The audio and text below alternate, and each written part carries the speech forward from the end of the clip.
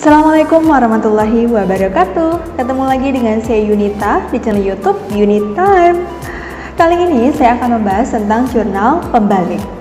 Iya, kalau bahas akuntansi kita selalu akan sering mendengar kata-kata jurnal umum, ada jurnal penyesuaian, ada jurnal penutup, dan yang terakhir adalah jurnal pembalik. Pengen tahu penjelasannya? Yuk simak video saya.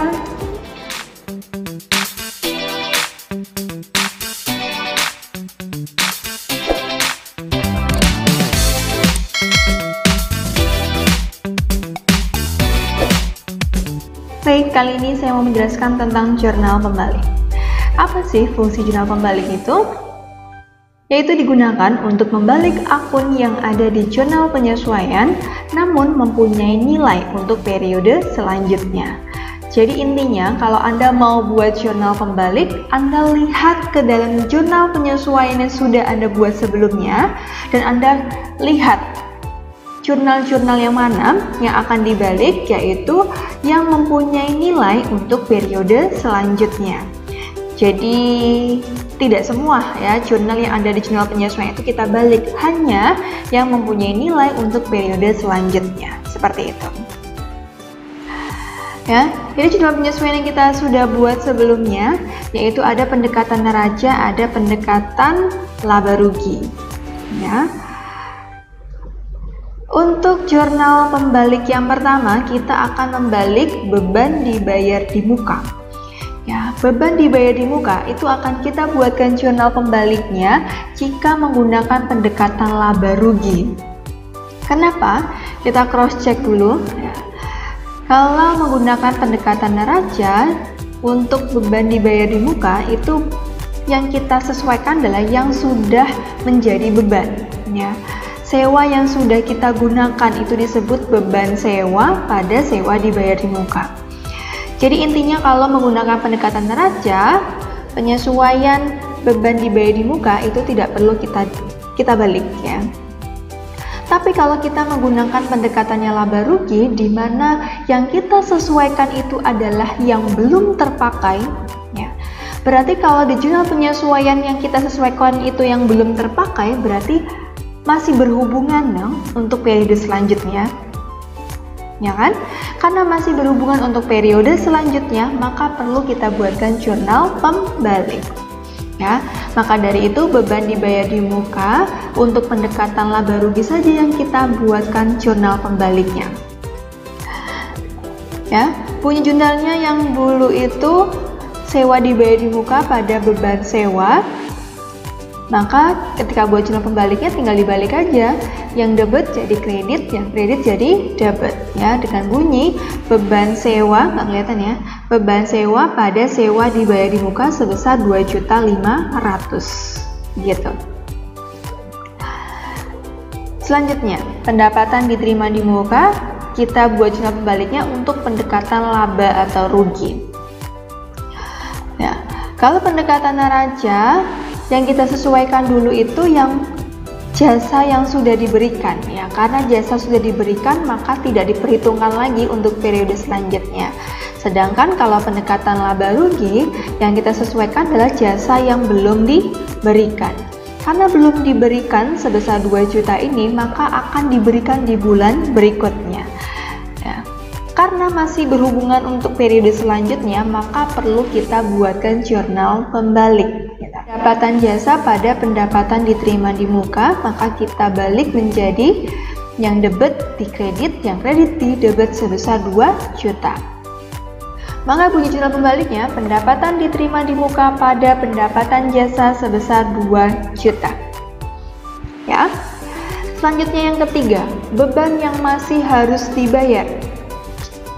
Ya, kalau beban yang masih harus dibayar ini tidak ada hubungannya dengan pendekatan ya, karena tidak ada pendekatan yang digunakan ya. Jadi langsung beban yang masih harus dibayar itu ada di jurnal penyesuaian pendekatan neraca maupun pendekatan laba rugi ya. Beban yang masih harus dibayar ya, berarti kan belum dibayar, akan dibayar di bulan berikutnya. Berarti masih mempunyai periode berikutnya, maka perlu kita buatkan jurnal pembalik yang berbunyi ini. Yang beban akan kita letakkan di kredit, yang utang akan kita letakkan di debit. Jadi berbunyi hutang gaji pada beban gaji sebesar 200.000.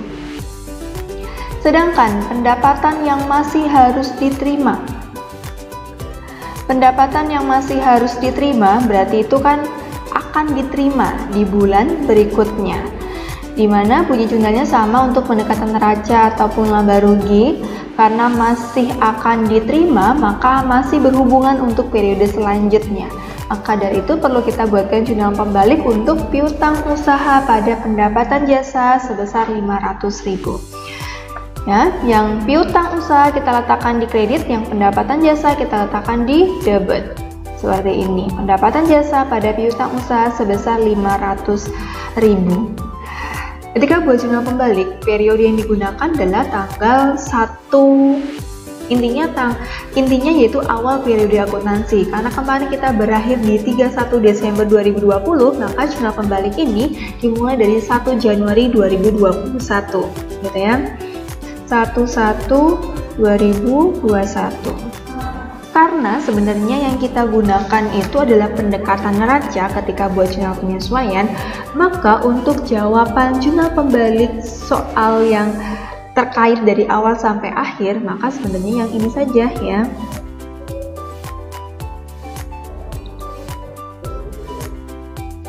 Ya, jadi jurnalnya cuma ada 2 untuk jurnal pembalik. Ya, hutang gaji pada beban gaji sebesar 200.000 dan pendapatan jasa pada piutang usaha sebesar 500.000 begitu. Gini, jadi sebenarnya jurnal pembalik itu boleh dibuat atau boleh tidak, tergantung perusahaannya. Contohnya saja ini ya. Kenapa kok hutang gaji itu kita balik, beban gajinya juga kita balik gitu ya. Padahal kan sebenarnya sudah gitu aja nggak apa-apa kan ya begitu. Penalarannya juga seperti ini. Jadi kalau bunyi jurnal penyesuaiannya seperti ini, piutang usaha, kemudian ya berarti kan bulan berikutnya akan dibayar. Bisa jadi ketika pergantian bulan atau pergantian tahun, piutang tersebut dibayar, dia lupa kalau sebelumnya sudah dicatat piutangnya. Kalau lupa, maka bisa jadi ketika piutang itu dibayar, dia bisa jadi mengakui kas pada pendapatan jasa. Ya, kalau lupa.